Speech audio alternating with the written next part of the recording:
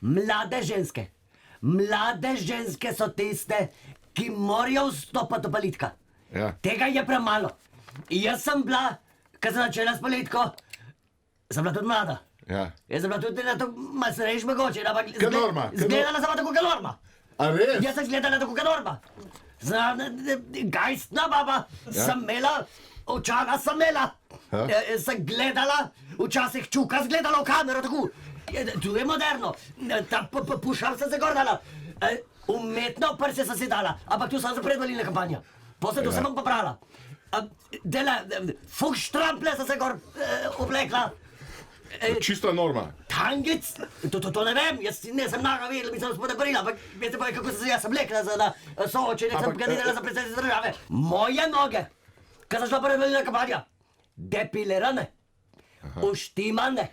In tako se mora ženska upadenati, tako se mora ženska zrehtati, ko gre v soočenje predvolilne kampanje. In to je pomembno, te ženske so urejene ženske, te ženske so odgovorne ženske, te ženske morajo zelo politika, potem pa zanositi.